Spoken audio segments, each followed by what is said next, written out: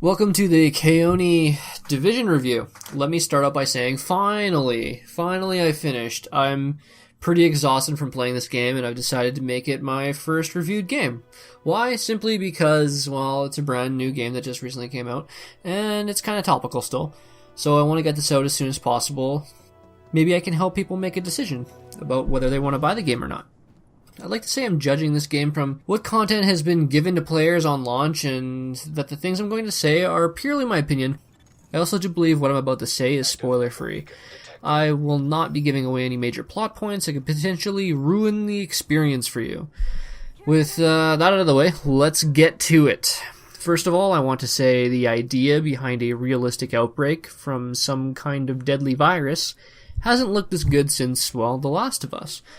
In my opinion, anyways. One of my all-time favorite games. The amount of detail that went into every square inch of this game's design is absolutely breathtaking. From snowstorms, clear skies, and my favorite, just simply nighttime. The streets of New York, riddled in abandonment, never looked so alive. Throughout the city, there are a plethora of visually stunning places to visit that will literally make you stop what you're doing and take it all in. I even get annoyed sometimes when I happen to come along a real gem of an area and a group of thugs decide they need to allow me to spray their blood across all of it. The game feels alive. It's hard to really explain, but because of the amount of detail put into the environment, I find myself taking screenshot after screenshot of all the different graffiti and areas I visit. Without saying a word, the very environment itself is a visual novel of what has transpired here. I can't help but have a mild panic attack when I enter confined spaces, such as an apartment, because it feels just so real. The lighting, as you can see, is spot on and adds a type of atmosphere that I don't believe would have been possible had the game not taken place around Christmas. The character of the city is really embellished with the spectacular decorations from throughout the city. Games that revolve around the idea of an apocalypse generally flirt with the idea of zombies, like Left 4 Dead, or friggin' Dead Rising, or something similar like The Last of Us, but this game simply wants to take a far more realistic approach, where people aren't coming back from the dead, but instead deals with the survivors of an outbreak, and I can't help but love the intention to stay true to that idea. Story is actually pretty decent, I have to admit. It's not long-winded, and I'm left with a few questions, which is good. Through main story quests alone, it's fairly bare bones, but because of echoes and various other sources, you're left to piece things together for yourself, and it comes together pretty well. Especially for not having actually experienced the downfall of New York itself. In terms of sound, the soundtrack isn't anything to scoff at, but it's not exactly anything to write home about either. It does its job in ramping up the intensity of a situation, right down to chilling out to some beats in a safe house. Sound effects are great, the most satisfying of which are particularly the headshot kills. While character creation leaves something to be desired, it makes up for it with a wide array of clothes to customize your character. You take on the role of Link from Zelda, in that he/she never talks. It's a shame they didn't add much emotion, at the very least when in cutscenes. That being said, many NPCs do show a fair amount of character, making them even comical sometimes when specifying the tasks they need you to fulfill. However, the only characters who show any character at all are the ones running the safe houses and the ones shown in cutscenes. It's a shame the people don't offer as much personality as the city itself. JTF soldiers have a bad habit of repeating the same things over and over again, like, taking small arms fire, taking small arms fire, somebody help me, oh God, somebody help me, taking small arms fire, all these T-Rexes running through the streets of New York, oh my God, gotta run through the streets, run, son, save me, Division Agents, oh my God. Doesn't sound anything like that, but, where was I? Right, taking small arms fire, which could have easily been alleviated by either shutting them the fuck up or giving them more than, like, 2 things to say. Enemy AI is fairly intelligent most of the time. Typically they attempt to flank you, and it's fun to play against actual intelligent NPCs. Though you don't play with the JTF allied forces much, they are the other side of the coin completely. They're useless. They're completely useless. Beyond useless. They can kick you out of your cover, leaving you in the open without you even realizing it. In other words, they have no regard for your personal space, and it drives me insane. I hate having to play the encounters or whatever missions where there are JTF soldiers involved because they're fucking stupid. It's so fucking stupid. But now, we dig into the meat of the game. It's the gameplay. That's what I'm talking about. That's the meat of the game. It's very thick. It's very delicious. It's nutritional. It's very nutritional. It's a third-person cover-based shooter with RPG elements that, as the game progresses, emphasizes heavy team play, especially when you work your way into challenging difficulty level content in the Dark Zone. The level cap is currently 30, and in typical RPG fashion, you quickly outgrow your current gear in exchange for higher level equipment and weaponry. Not to mention, as you progress through the game, you unlock many different abilities and perks pertaining to different divisions. See what I did there? Yeah, the medical, tech, and security, which is essentially healer, DPS, and tank. The nice thing is that you can mix, match, and change abilities and perks whenever you feel like it. Not only does this add strategy to the game when forming a group, it's just plain nice to be able to do. This is something you normally run into problems with in games like Destiny. Sometimes the most effective way to do things requires a bubble titan. It's just a nice way to circumvent these projected problems when it comes to matchmaking and people you invite as friends for future fun times. I love not having to level different characters to be able to spec certain ways for certain situations, even though I generally stick pretty close to the medical skill tree already. And this is where things go downhill. Unfortunately, I have to say, though competent, the cover-based combat feels quite generic. It doesn't add anything that you wouldn't expect. Take cover, point and shoot, use abilities, and switch cover when applicable. There isn't anything dynamic about it, and your options are actually extremely limited. I have the ability to sneak around patrolling enemy factions and even get pretty close if I try hard enough, but because CQC is utterly useless outside of throwing down the finishing blow on an agent in the Dark Zone, it's never to your advantage to get in close. You are limited to mid to long range combat because of a severe lack of options available to you at close distances, which is extremely disappointing. CQC is supposed to be a high risk, high reward, but it's never, ever a good idea to getting close in this game. Combat is extremely straightforward because of this, meaning you engage exactly the same way every single time you encounter an enemy. It becomes extremely repetitive. Now, hear me out. As I play this game, I'm constantly evaluating my decision to even play it. I find myself questioning this question every time I log in to play. On the surface, it's similar to The Last of Us, Uncharted, and Metal Gear in terms of core combat mechanics. And though I might have had a lot of fun playing this game 5 or 6 years ago, I'm spoiled by having played far superior third-person shooters that are both endearing and incredibly more complex than Division wants you to believe it is. Everything is just done better in these three games, whether it be storytelling, PvP, gameplay, soundtrack, and that's where it's difficult for me to like this game. The more I play it, the more I want to pick those games up and play them instead of Division. In Metal Gear Solid 5, for example, there are a plethora of different ways to approach missions, and just as there are multiple ways to complete missions, the ways in which you can dispatch of an enemy are exponential. Now, I'm not saying the Division's answer is to expand on and give different ways to engage in combat, but it would help immensely. The fluidity of movement isn't natural when compared to anything Naughty Dog has ever had a hand in either. Now, I hear people saying the real endgame is the Dark Zone and PvP in this self-proclaimed MMO, but you can't sit there and tell me the gameplay needs to be compromised for the sake of the MMO genre. That's just lazy game design. You can't operate a game under minimalist intentions so that balancing can be done quickly and easily. The game needs to be fun and engaging, something the Division is unfortunately not. And I believe the decision to make the gameplay as bare bones as it is an attempt to make it easily balanceable. There, I said it.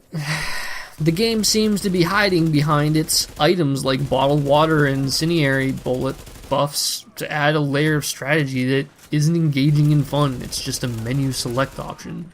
The Dark Zone was an incredibly ambitious idea on Massive's part. I like to call it PvEVP because that's exactly what it is. You're running around killing NPCs and picking treasure chests for loot to extract because it's contaminated, all the while looking over your shoulder for rogue agents who are trying to gank you and steal your loot. The concept is amazing in theory, but has its own set of pitfalls due to how the Dark Zone is constructed. Mainly, dealing a certain amount of damage to a non-rogue player effectively makes you and your team rogue. Seems fair, right? Like, that seems obvious. Okay, what's the problem? Well, the mechanic is based around the idea that you are intentionally wanting to go rogue when you deal said damage. It doesn't take into account player abuse. To explain, I constantly find myself surrounded by players who are attempting to get in my line of fire while I'm ADSing, forcing me to go rogue so that I'm forced into a position I'm either not prepared for or might not want to be in at that time. To put the nail in my proverbial coffin, you suffer outstanding losses for going rogue. You lose an incredible chunk of Dark Zone EXP and currency at higher ranks when you die. It's just plain annoying. Now, why do people do this? You gain a great deal of Dark Zone EXP for taking down rogue agents, I'm told. So it's a viable way to get a pretty good boost to your rank as well as gank their loot by abusing the system. This makes the Dark Zone more of a pain in the ass than it's supposed to be. In a perfect world, the current system is fine, but gamer logic states that if it's an effective way to accomplish a task, then people will use it and abuse it. There's never been a time where I didn't come across these types of shenanigans when I've been in the Dark Zone. I love PvP, but regular PvP, you know your enemy. They're marked and it's your skill and ability versus theirs, not your ability and their ability to abuse mechanics, to corner and completely outnumber your team with people from all over the server. The issue is, unless I welcome these circumstances upon myself by intentionally going rogue, I shouldn't be forced into that situation by some fuckbag who thinks it's funny to run in front of me while I snipe a boss and his 3 buddies have their targets on mine and my team's backs. When I go rogue, I do so knowing full well what I'm getting myself into. I can also be prepared for other rogue agents and people who attack me openly, who aren't yet rogue but will soon be through instigation. It's unfortunate for the game because it's not how the Dark Zone was intended to be played, as being equal parts PvP as it is PvE, and the players are at fault for this one. But because of how the reward system is currently set up against rogues and in favor of what I'll call clean agents, I can't help but scoff at the designer's choice to make things so easily abusable. There are 4 enemy factions: Riders, which are just regular Rioters; Cleaners, who all have a flamethrower for close to mid-range combat; Rikers, whom are ex-inmates; then the LMB and ex-military force. They come in a few different flavors, but all operate the exact same with the exception of a few mix-ups. For example, the Russian group for the Rikers use shotguns, but the Russian group for the Rioters use a shield and melee weapon. However, once you learn what each icon near their life bar means, you dispatch them all exactly the same way, which is rather unfortunate because there was potential for quite an interesting variety. Since they are all opposing factions, you don't find a healthy mix and match to make things extra difficult, which is kind of a shame. The only reason you die from enemy NPCs is a lack of grinding on your own part. It has nothing to do with enemy AI becoming more intelligent or having additional options added to enemy movesets. It's a very statistical process in which you are forced to put in time to advance. Now on to bosses. Something I find particularly exciting is how pace-changing boss battles are and have been in past games of all genres. From Mega Man, Dead Rising, Borderlands to Metal Gear, bosses have been unique and fun to figure out and fight. Though you might forget their names, the experience itself should be enough to carry on for years to come. Dare I say, Destiny even did this far better with every single boss fight the game offered. Even at launch with Rixus, Fogoth, and Sepix Prime. At least it was epic, and those enemies had their own movesets and ways to deal with and dispatch them. I understand the Division was based more on reality than any other title I've previously mentioned, but I don't think anyone can disagree with me when I say every single boss fight in the Division is boring and forgetful. I played Mega Man 2 when my brain's operating system needed some serious fucking updates to get it working properly because I was super young, and I remember almost every Robot Master's name, moveset, and how to kill/deal with them. I beat the Division a week ago, and I have no idea who the fuck any of them are. Actually, I remember the Riker boss because she was in a cutscene, and I also remember how helpless she was as I sniped her and all her minions from a balcony. From a fucking balcony. I guess that's the definition of fun now. But the thing is, the game doesn't support any other kind of playstyle, so hanging back not only makes sense, but is the most effective way to take her down. Unless bosses had names above their health bars, you probably would have never known they were bosses to begin with.